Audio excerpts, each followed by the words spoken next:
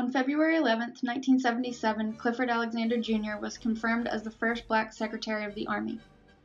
Born in New York City in 1933, Alexander graduated from Harvard College and from Yale Law School. After graduating, he enlisted in the New York National Guard and served briefly. From 1959 to 1961, he served as an assistant district attorney for the New York County. In 1963, during the Kennedy administration, Alexander was called to Washington to serve as a Foreign Affairs officer on the National Security Council staff.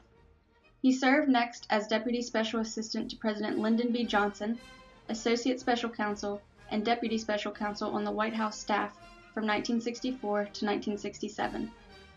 Alexander was appointed as chairman of the U.S. Equal Employment Opportunity Commission from 1967 to 1969.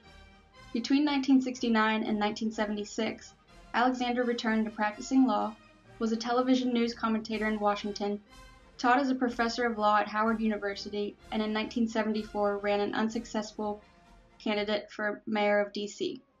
He returned to public service as Secretary of the Army under the Carter administration, serving from February 14, 1977 until January 20, 1981.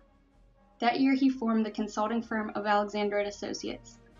Since then, he has served on many national boards and continues to speak as a guest on political and government-related programs.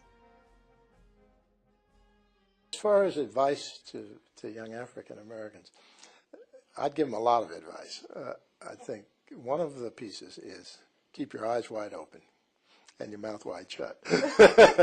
And in that process, I do really mean listen and feel and observe.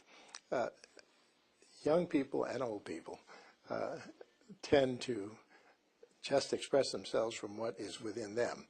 And particularly when you're young, it's extraordinarily important to absorb and see others around you, read about others around you, hear about different experiences. Don't get locked into any one set of experiences at this particular time in your life. So suck it all up, be sponge-like, or SpongeBob.